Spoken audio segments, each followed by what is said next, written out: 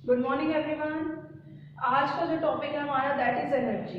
इससे previous video में हम वर्क के बारे में कर चुके हैं और वर्क और एनर्जी दोनों एक दूसरे से इंटर रिलेटेड हैं। ऐसा ऑब्जर्व किया गया साइंटिस्ट ने, प्रैक्टिकली भी और वैसे भी थियोरेटिकली भी आप इसको अज्यूम करके भी कर सकते हैं। तो मैं एक एग्जाम्पल से आपको ये समझाने की कोशिश करूँगी। फॉर एग्जाम्पल मैं क्या कर रही हूँ, आपसे कोई काम करवाए जा रही हूँ, ठीक है। डेली मैंने आज बोला ये कर दो, वो कर दो, ये यहाँ से उठा के यहाँ रख दो, ये डिस्प्लेस कर दो, ये ला दो, वो ला दो। तो मैं बार बार क्या कर रही हूँ, आपसे कोई ना कोई काम करवाई जा रही हूँ, लेकिन मैं आपको कुछ खाने के लिए नहीं दे रही। तो क्या है, एक पॉइंट ऑफ टाइम तक आते आते क्या होगा, आपके अंदर ताकत नहीं बचेगी, आपके अंदर वो एनर्जी नहीं रहेगी कोई भी काम करने के लिए। तो यही चीज साइंटिस्ट कहते हैं कि वर्क जो है और एनर्जी जो है ये दोनों एक दूसरे से रिलेटेड है। अगर आप कोई काम करना चाहते हो तो आपके अंदर एनर्जी होनी चाहिए, या अगर आप कोई काम कर रहे हो तो आपको इतनी एनर्जी उसको देनी पड़ेगी। तो जो भी हम खाते हैं, जो भी हम एनर्जी जिससे भी हमें मिलती है, वो सारी जो है हम कहाँ यूज करते हैं, काम करने के लिए यूज करते हैं। तो अगर हम कोई काम कर रहे हैं तो एक्चुअली में हम अपनी एनर्जी खर्च कर रहे हैं, उसको अपनी एनर्जी दे रहे हैं। तो अगर हमें एनर्जी मिलेगी नहीं, अगर हमें कुछ खाने को नहीं मिलेगा तो हम वर्क भी नहीं कर पाएंगे।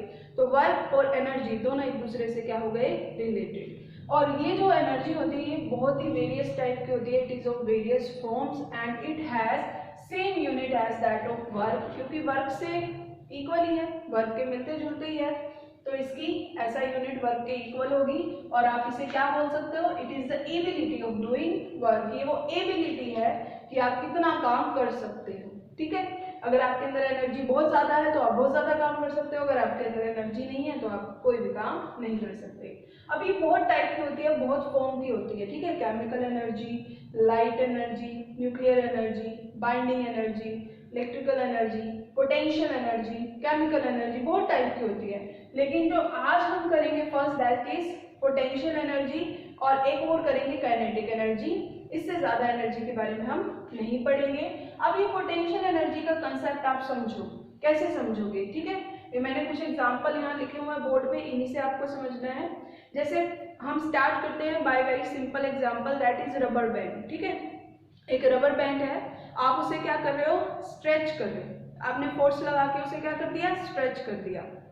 तो क्या हुआ, जैसे ही आपने उस रबर बैंड को छोड़ा तो वो क्या होगा, घूम फिर के वापस अपनी इनिशियल पोजीशन पे आ जाएगा। यानी उसने अपने ऊपर एक वर्क किया, एक एनर्जी से वो वापस कहाँ आ गया, अपनी इनिशियल पोजीशन पे। तो ये एनर्जी उसे कहाँ से मिली, ये एनर्जी उसे कहाँ से मिली, उस वर्क से जो हमने किया था। हमने जब रबर बैंड को फोर्स लगाया, फोर्स लगाने के बाद ही तो वो स्ट्रेच होगा, हमने उसे फोर्स लगाया और वो डिस्प्लेस हो गया, उसकी शेप देखो चेंज हो गई ना, शेप चेंज हो गई, कॉन्फ़िगरेशन चेंज हो गई। कॉन्फ़िगरेशन मींस रेडियस, लेंथ, सारे डायमेंशंस उसके चेंज हो गए हमारे फोर्स लगाते ही, ठीक है। पतला हो जाता है ना रबर बैंड, रेडियस भी कम होगी, लेंथ भी इंक्रीज हो गई। तो हमारे फोर्स लगाने के बाद उसकी पोजीशन में चेंज आ गया, दैट मीन्स वो डिस्प्लेस हो गया।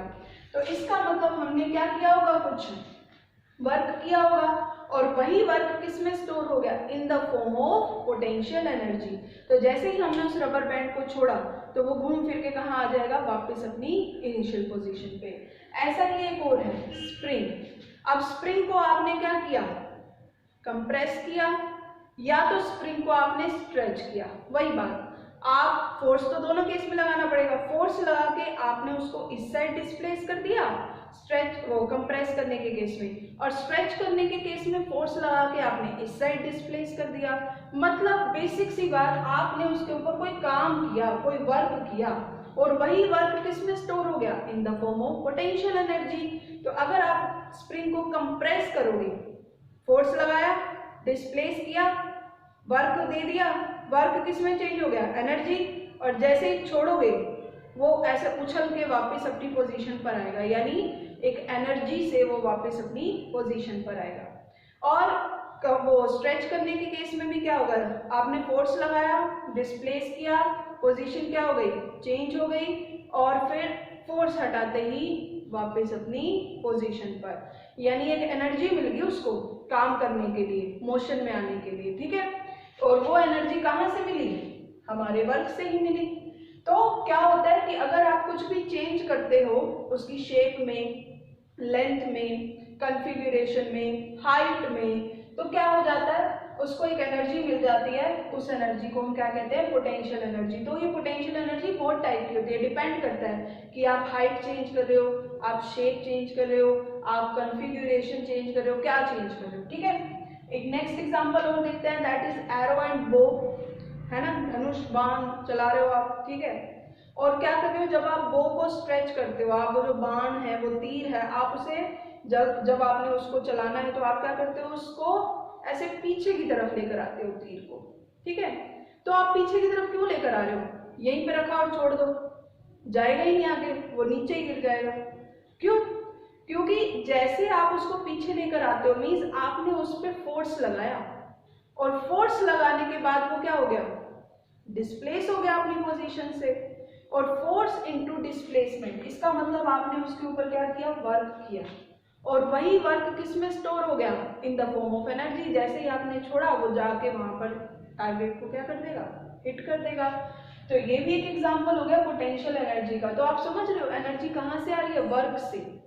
आप कोई काम कर रहे हो तो आपको एनर्जी मिल रही है, या इतनी एनर्जी आपके पास होगी तो ही आप इतना काम कर पाओगे। लास्ट है डैम का केस। डैम कैसे बनता है, जैसे मान लो ये एक रिवर है, फ्लो कर रही है, ये इसका लेवल था रिवर का, अब आपने बीच में क्या कर दिया, ऐसे दीवार डाल दी।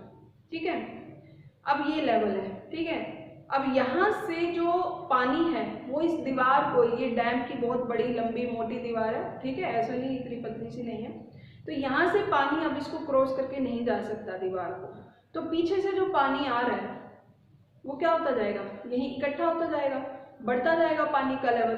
तो सपोज करो पानी का लेवल इस h हाइट तक इंक्रीज हो गया, इधर उतना ही लेवल है बट इधर लेवल इंक्रीज हो गया h।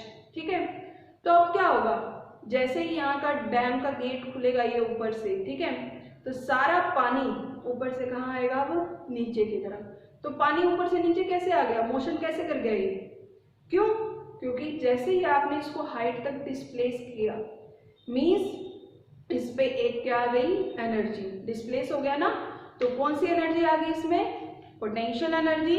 और वही पोटेंशियल एनर्जी बाद में किसमें कन्वर्ट हो जाएगी, in the form of kinetic energy. उसके बारे में हम नेक्स्ट क्लास में पढ़ेंगे, आज हम सारी थ्योरी कंप्लीट कर लेते हैं। तो पोटेंशियल एनर्जी का कंसेप्ट हमें क्लियर, कब आती है पोटेंशियल एनर्जी, जब आप हाइट चेंज कर दो, लेंथ चेंज कर दो, पोजीशन चेंज कर दो, कॉन्फ़िगरेशन चेंज कर दो, बहुत टाइप की होती है पोटेंशियल एनर्जी, तो आपको ये मिल जाएगी। और एनर्जी आएगी कैसे, उसके लिए पहले आपको वर्क फाइंड आउट करना पड़ेगा।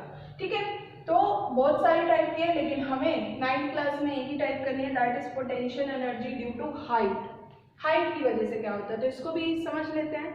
सपोज ये मार्कर है और ये ग्राउंड, ये तो मार्कर ही सपोज क्या करना है, ये ग्राउंड है, ठीक है, और आप इस मार्कर को यहाँ से उठा के यहाँ ले आए, आपने इसे यहाँ डिस्प्लेस कर दिया, ठीक है, और जैसे ही अब आपने इसको छोड़ा, ये कहाँ आएगा, वापस सरफेस पे। क्यों आया, जब ये यहाँ पड़ा था अब तो नहीं जा रहा है कहीं भी, यहाँ आते ये मोशन क्यों कर गया, क्यों, क्योंकि यहाँ से यहाँ तक लाने के लिए, इसको डिस्प्लेस करने के लिए आपने इसके ऊपर कोई वर्क किया ना, फोर्स लगाया, तभी तो ये यहाँ से यहाँ आया, और फोर्स लगा के इसको डिस्प्लेस कर दिया, मतलब आपने इसको यहाँ से यहाँ तक लाने में बहुत मेहनत की, वर्क किया, और वही वर्क किस में स्टोर हो गया, in the form of energy. तो इसको क्या मिल गई, एक पोटेंशियल एनर्जी। ठीक है, तो पोटेंशियल एनर्जी मिल गई। अब इसका हम डिराइव कर लेते हैं, वर्क फॉर्मूला क्या हो गया, फोर्स इनटू डिस्प्लेसमेंट। अब फोर्स किसके इक्वल है, यहाँ पर तो हमें एक बॉडी दिख रही है जिसका कुछ मास है और उसको हमने h हाइट तक डिस्प्लेस कर दिया है, तो फोर्स कितना होगा, आपको पता है, आपने ग्रेविटेशन वाले में पढ़ा हुआ है, किसी बॉडी को अगर अपवर्ड डाउनवर्ड मोशन के लिए हम देखते हैं तो उस पर कौन सी एक्सीलरेशन लगती है, acceleration due to gravity, that means g। तो फोर्स का फॉर्मूला होता है mass into acceleration, but acceleration की जगह क्या हो जाएगा, g। तो ये आपके पास f हो गया, ये डिस्प्लेसमेंट हो गई h। तो पोटेंशियल एनर्जी आप लोगों के पास बच्चों कितनी हो जाएगी, ड्यू टू हाइट mgh, बाकी सबके लिए अलग अलग होती है, ये सिर्फ हम हाइट के लिए कर रहे हैं। तो ये आपके पास एनर्जी, और इसकी यूनिट भी क्या होगी बच्चों, जूल। कोई भी एनर्जी है, इलेक्ट्रिकल, केमिकल, न्यूक्लियर, बाइंडिंग, सभी की यूनिट क्या रहेगी, joule. So okay students, that is it for today.